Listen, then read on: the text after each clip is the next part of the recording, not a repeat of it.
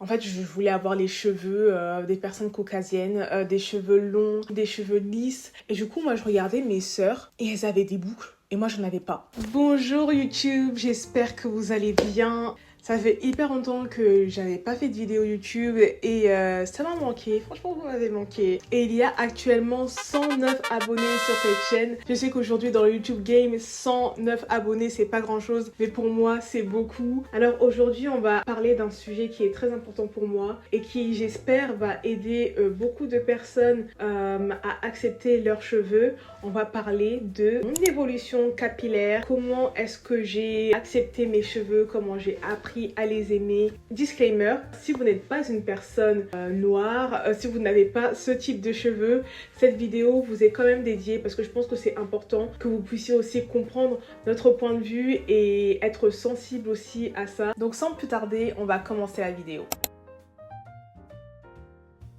Alors, mon enfance. Tout d'abord, j'aimerais quand même dire quelque chose. Donc moi, je suis arrivée en France quand j'avais 2 ans. Quelque chose qui m'a frappée, c'était en école maternelle. Je me souviens encore aujourd'hui. Je regardais en fait les enfants en blanc et je regardais leurs cheveux. Et je regardais les miens. Et je voyais que c'était pas du tout pareil. Je vais mettre des photos ici. Des fois, ma mère faisait des coiffes, ce qui s'appelle chez nous en lingala des nyantaba. Et en fait, ce sont des petites boules comme ça un petit peu partout. Et je détestais cette coiffe. Et je me souviens, en fait, je voulais avoir les cheveux des personnes caucasiennes, des cheveux longs, des cheveux lisses. Je n'ai jamais été complexée par ma couleur de peau, mais par contre se dire que j'aurais voulu avoir des cheveux lisses, ça ce sont des pensées qui m'ont déjà traversé l'esprit même beaucoup de fois et je trouve ça triste pour une enfant de maternelle de se dire que mes cheveux sont moches. Donc pendant toute mon enfance, ma mère prenait soin de nos cheveux en les défrisant et en faisant des tresses. C'était tout le temps des tresses ou alors des frisages. Et à un moment donné, j'ai mon aînée qui s'appelle Lumière, elle a découvert les cheveux naturels. Il commençait à avoir, je pense que c'était vers 2011-2012, elle a eu accès au début en fait du mouvement du retour au naturel et du coup elle a rasé ses cheveux. Elle était vraiment radicale, elle s'est dit je veux plus de cheveux défrisés et elle nous a tous entraînés. Elle a dit oui il faut plus se défriser les cheveux, il faut avoir les cheveux naturels etc. Et moi en fait en enfant de 11 ans, je me suis dit ok, donc du coup je suis passée au naturel et là par contre le choc. Il faut savoir que on est 3 filles et les 3 ont des textures différentes. Donc il y a d'abord mon aînée qui est entre le 4B et le 4C. Il y a du coup la deuxième qui elle a des cheveux 4B, elle a des boucles et puis il y a moi qui a des cheveux 4C mais vraiment 4C limite 4Z. Pour celles qui ne savent pas, en fait, il y a une échelle qui permet de classifier la texture de vos cheveux. Plus le chiffre est élevé et plus en fait vous avez des cheveux bouclés. On n'avait pas beaucoup d'informations en fait là-dessus.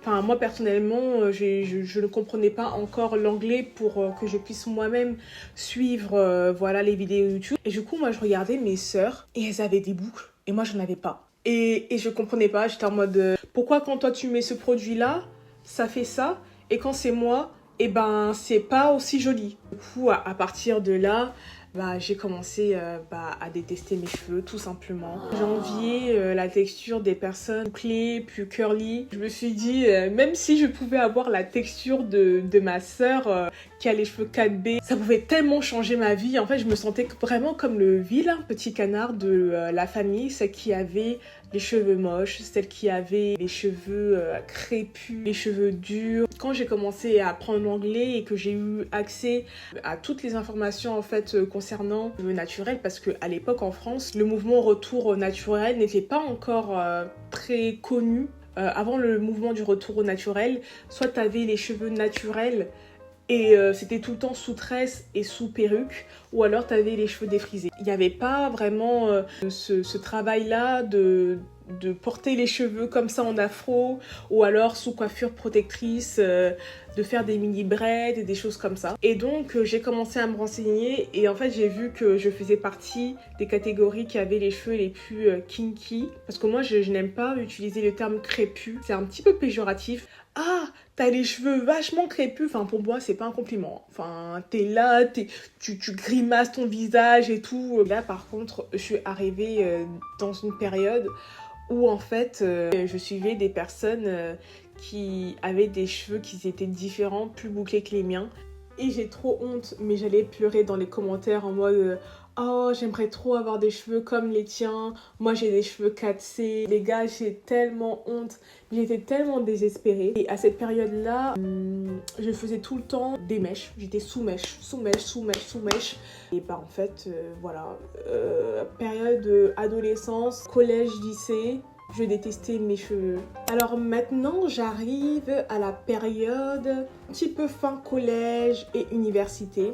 Alors là, j'ai commencé à me poser des questions sur mes cheveux, sur mon identité aussi et au fait que je voulais porter mes cheveux naturels. Et quand je dis naturel, c'est-à-dire sans mèche, sans perruque, sans rien. Je voulais juste les laisser comme ça. Partie dans une école privée. On était 3 noirs dans notre promo. Et j'ai osé porter mes cheveux au naturel.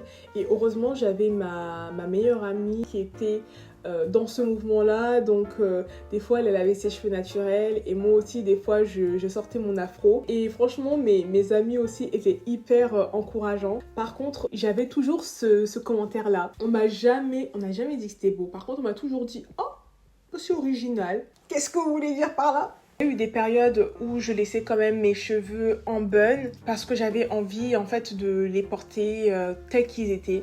Et pour moi, le plus gros déclic, c'était pendant le Covid. En fait, pendant le Covid, j'ai découvert une chaîne. Elle m'a vraiment aidée à déconstruire toutes ces pensées négatives que j'avais construites autour de mes cheveux naturels. Comme quoi mes cheveux tels qu'ils étaient n'étaient pas beaux, qu'il fallait toujours soit détendus ou alors sur tresse ou alors sous perruque. Non, en fait, non, on n'a pas besoin de tout ça pour être belle, pour se sentir belle. Elle m'a donné envie de prendre soin aussi de mes cheveux parce que si tu ne vois pas la valeur de quelque chose, tu vas pas prendre 1 heure à faire tes soins. Tu vas pas prendre le temps de bien démêler tes cheveux sans casse.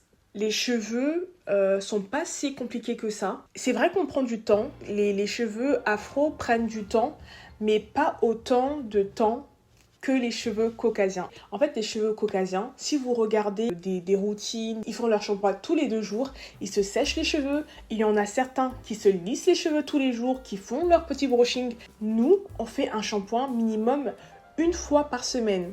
Et des fois, il y a des gens qui arrivent à faire leur shampoing toutes les 2 semaines. Si vous regardez vraiment vos cheveux, si vous les laissez à l'état naturel, c'est-à-dire sans faire de brushing, sans les sécher, à cet état-là, ils ne prennent pas plus de temps que les cheveux caucasiens. Pareil pour le démêlage. Le démêlage des cheveux afro n'est pas aussi horrible que les gens essaient de faire paraître.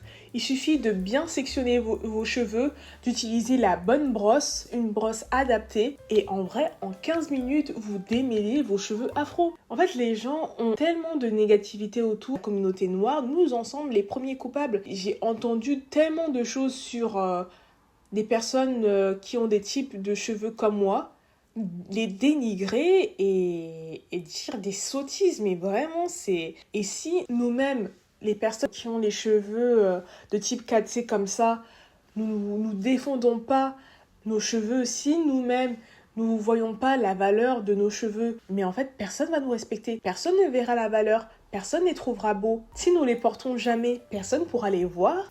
Donc grâce à elle et aussi grâce à plein de youtubeuses aussi que j'ai trouvées qui m'ont montré l'exemple que c'était pas impossible de porter les cheveux afro au quotidien. Aussi grâce à mes sœurs qui m'ont toujours aussi encouragée, j'ai pu reconstruire en fait ma mentalité autour de mes cheveux 4C, mes cheveux kinky, mes cheveux crépus. Ça a pris du temps, hein. Ça a pris du temps. C'est pour ça que cette vidéo, ce n'est pas pour juger les gens. Et ça ne veut pas dire que vous allez jamais me voir avec des tresses encore ou avec une perruque. Non, moi je pense que on est tous libres de faire ce que l'on veut.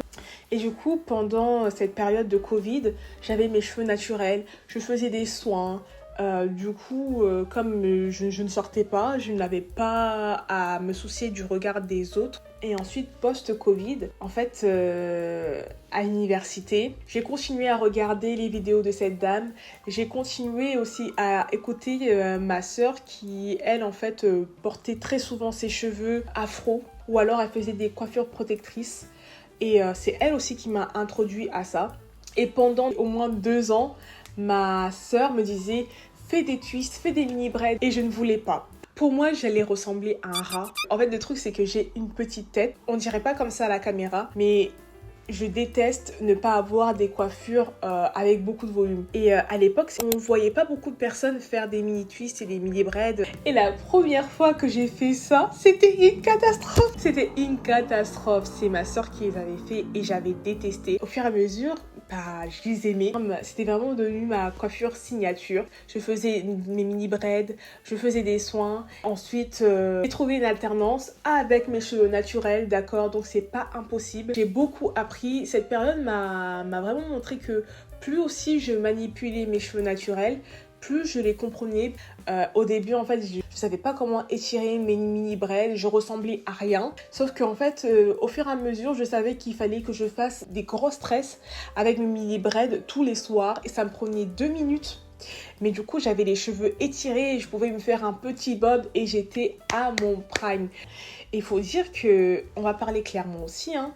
Je pensais que personne n'allait m'aborder, que tout le monde allait me trouver moche. Sauf que j'avais ce truc où, bien sûr, le regard des hommes, le male gaze, même si on dit ouais, il faut pas s'intéresser au male gaze et tout, nous sommes des êtres humains. Mais ce qui m'importait le plus, c'était mon estime de moi, ma santé, la santé de mon cuir chevelu. Et je me priorisais moi. Donc ce qui a fait que j'ai sauté le pas. Et non, en fait. Que des compliments. Pour vous dire que des fois, nous mettons nous-mêmes nos propres barrières en fait. J'en avais marre de défaire et de refaire des twists. Et j'ai essayé de faire des nattes collées. Sauf que moi, j'ai un cuir chevelu qui s'avère être hyper sensible. Et dès que j'avais un petit peu de tension, mon cuir chevelu ne le supportait pas. Et donc, j'ai décidé de porter l'afro. Pour moi, c'était aussi, même si je portais déjà mes cheveux naturels en faisant des coiffures protectrices, l'afro, c'était encore un autre bon pour moi. Je pensais que ça faisait très masculin parce que du coup, j'avais les cheveux courts.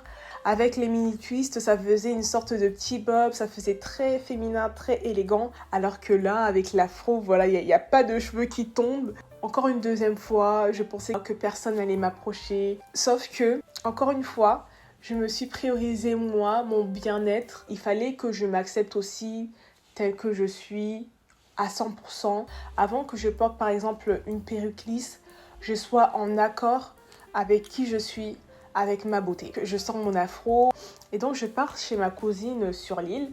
Et donc je l'attends à Euralille et je fais un petit peu de shopping. 5 minutes après, je vois quoi ? Un gars qui vient, qui m'aborde, qui commence à me... Vous allez peut-être vous dire que cette fille-là ne vit que pour les compliments, que pour les hommes qui viennent la complimenter dans la rue.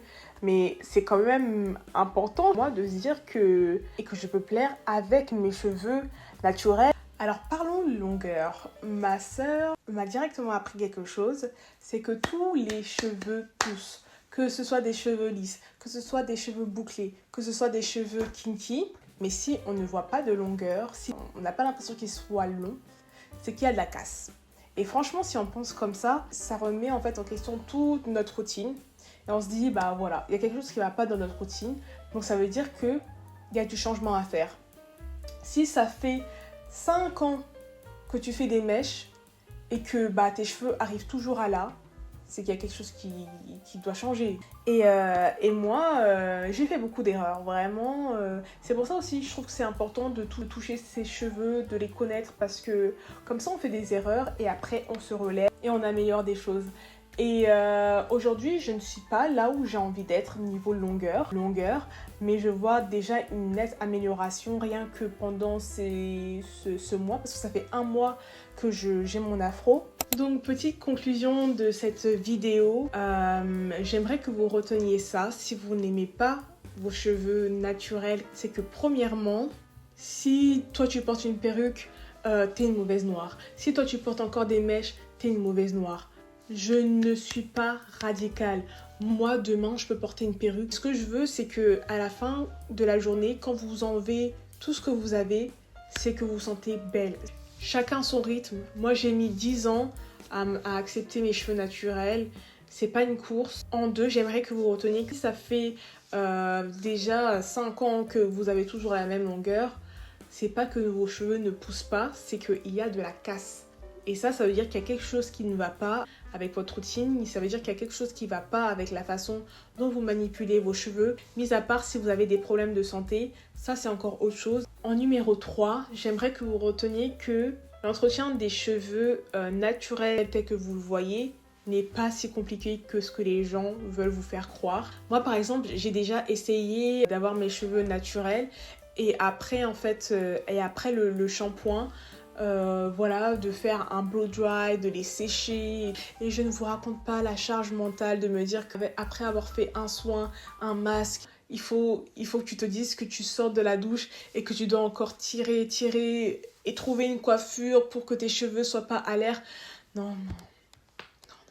Notamment en fait que j'ai des cheveux assez courts. Donc je pense que ça c'est très bien. Si j'ai des cheveux plus longs, c'est quelque chose que je ferai parce que du coup je pourrais très facilement faire 4 grosses tresses, un truc comme ça. Mais pour l'instant, je préfère vraiment jouer avec ma texture naturelle sans devoir les tirer pour pouvoir faire un wash and go comme ça. C'est simple, ça me prend vraiment 10 minutes après la douche et c'est réglé quoi. En numéro 4, j'aimerais que vous reteniez que les cheveux 4C ne sont pas moches. Ils sont différents, certes, mais ils sont très beaux à leur manière. Et je pense que l'accepter nous fera le plus grand bien. Et en numéro 5, porter ses cheveux afro, c'est un encouragement pour toute la communauté noire. Je reviens encore à ma sœur parce qu'elle a été un moteur de beaucoup de décisions vis-à-vis de mes cheveux. C'est le fait qu'elle ait vu dans la rue une femme noire avec ses cheveux afro. Et elle s'est dit, bah si elle le fait, pourquoi pas moi? Je pense aussi qu'on peut s'encourager, nous aussi, entre femmes noires. Vous me voyez, vous vous dites, ah bah si elle le fait, qu'elle trouve un travail avec ça, qu'elle se trouve belle, pourquoi moi je ne pourrais pas me trouver belle, trouver un travail avec mes cheveux 4C? Si on voit de plus en plus de femmes avec des cheveux 4C dans les rues, à la télé, les gens ne se poseront plus de questions, ce sera plus un sujet de discussion, ce sera juste normal. J'espère que la vidéo vous a plu. Si vous êtes toujours là, voilà, mettez un petit emoji de main levée en disant je suis toujours là. Je vous remercie d'avoir regardé la vidéo. Abonnez-vous, mettez un pouce bleu, laissez un commentaire et on se dit à bientôt pour une prochaine vidéo.